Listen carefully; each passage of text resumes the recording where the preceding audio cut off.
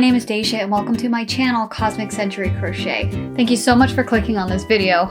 I've been crocheting for about 10 years and I've been wanting to share my love of crochet online for a while now, and here I am doing it finally. So my hobby has had a lot of different flavors over the years. I've gone from doing blankets and granny squares and moved on to toys and accessories and a few wardrobe pieces here and there, presents for my kids, presents for others, a lot of home decor lately, really only a few garment pieces. I still do all those things a little bit here and there, but lately I've been wanting to kind of start focusing more on like the retro and vintage aesthetics, especially things that come from like old TV shows, old sci-fi shows. I'm kind of a Trekkie and I really like Doctor Who. I like a lot of things that are kind of cosmic and celestial in nature. I also really like the fashions from the 30s, 40s, and 50s, a little bit of the 60s and 70s as they relate to like the space age.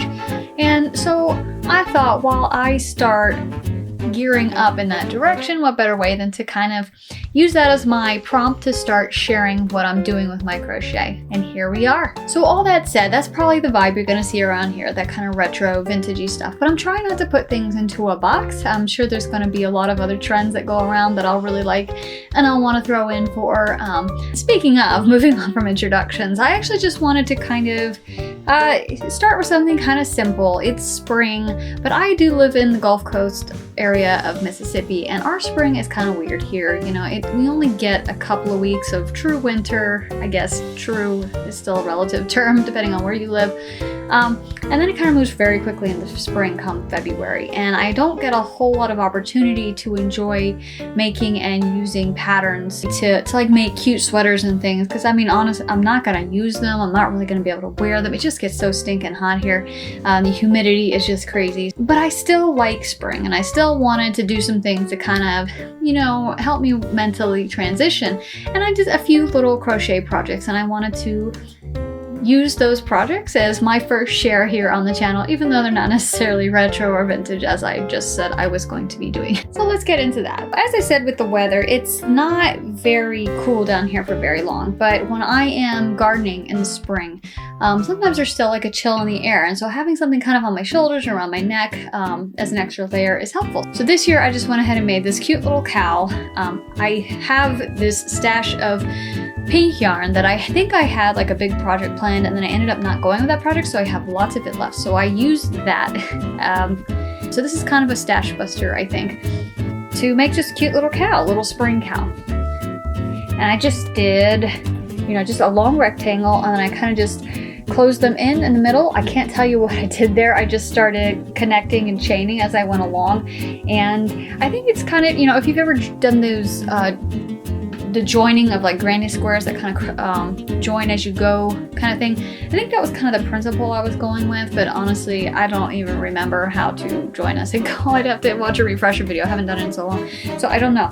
But the stitch I used was actually corner to corner, and I am a big corner to corner person. If I want to make something, that is my default to go to. It's so easy, and I just think it looks so pretty. No matter what you do, it pretty much always looks pretty. And then bonus, you can then create little grids and patterns to then have some kind of, you know, design going on if you want to. I've done a few of those. Actually, quick plug on that. I do have a website called cosmiccenturyliving.com, and I have some crochet grids that are on there. I think I have like one more crochet pattern thing up there right now. I will add more stuff in the future, but right now I just have some grids, and actually they are very true to my retro theme.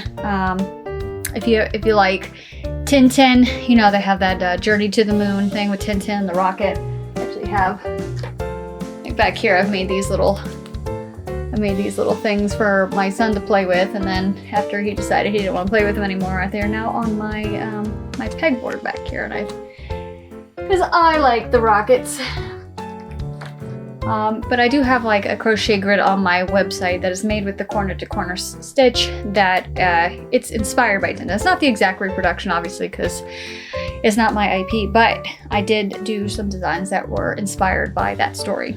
Anyway, back to spring projects.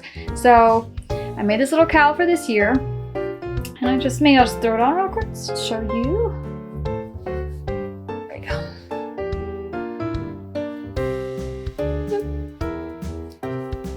Just super cute. Just a really long rectangle made with corner to corner crochet. Connect the ends however you want, and then I had like a little frill. These are just a basic shell. I think, what is it, 3? I just kind of, you know, skip 3, and then I put 6 double crochets in each of the loops around in order to make it kind of wobble and be frilly. But that's one project that I made for this year. A little quick spring project. Next up, I actually didn't make this one this year, but this has been relevant for me during spring. I do use it when I'm getting into my seed season because there's so many little pockets. This is just an apron. It's a little garden apron. And it was just another basic rectangle, and then I just made some quick granny squares as the pockets. And here I did do a tapestry crochet for the moon, but that's obviously optional if you wanted to do something like that. This is actually, these little pockets are actually supposed to be for eggs. I used to have chickens a long time ago, well, not a long time ago, and I had made this apron originally to be for egg gathering in the morning, and I don't have chickens anymore, but I still have this apron, and it's still very useful for when I'm doing my spring planting of my seeds, because you have a bunch of seed packets and labels and things. It's very useful for that. It also helps keep you warm because it's a little heavier being a crocheted apron. So for this next one, I have not really gotten that into amigurumi.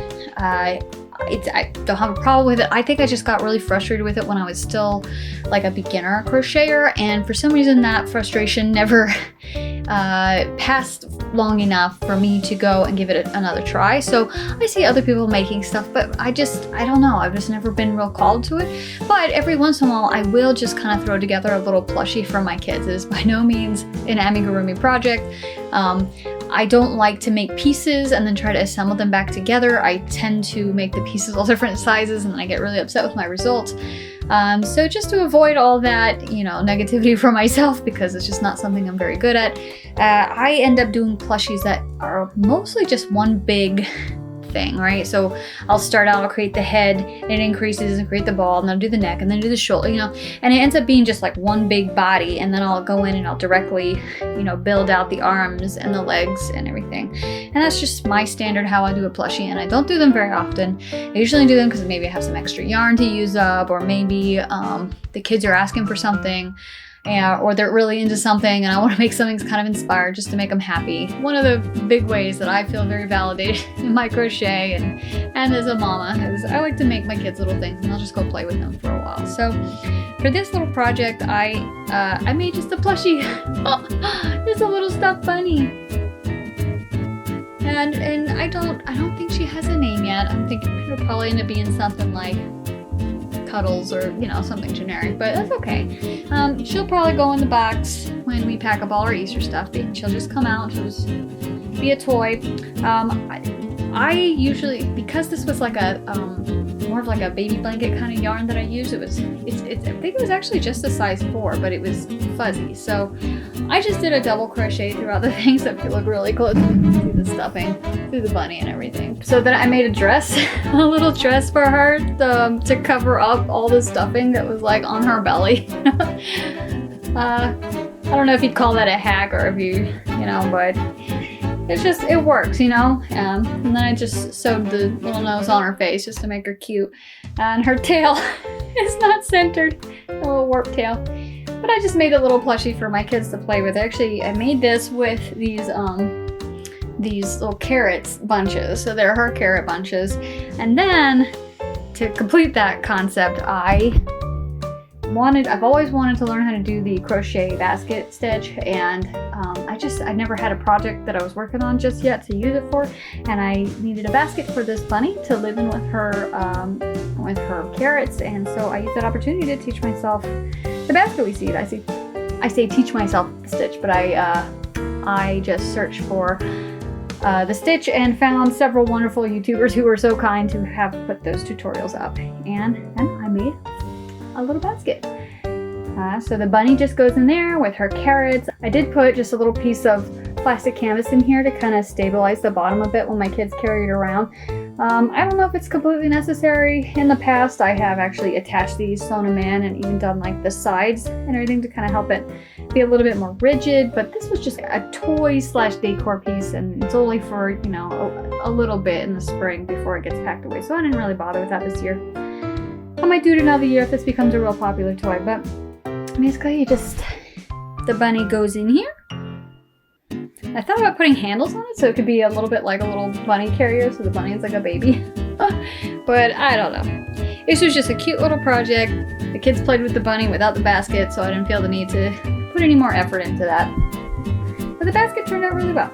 It's a super simple stitch. You know, I just crocheted a big rectangle and then just started crocheting in the round with the basket stitch, and it just kind of worked its way out. I didn't have to do anything special on the corners when I was crocheting it. But at the end, I do go back through and I will cinch in the corners here so that they take a little bit more of a basket shape than on so round. That was a quick fun project I did for spring. I did do these carrots. I did, I think, 2 or 3 little bunches and then some big ones back here. Some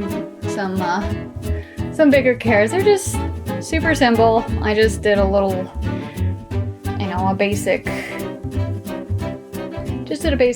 you know, like a chain 2 and put like 6 single crochets in the second chain from the hook, and just went around and around with double crochets. And up here, these are just chains, and I crisscrossed them and tied them together to make a top. So I made some of these to go with the bunny.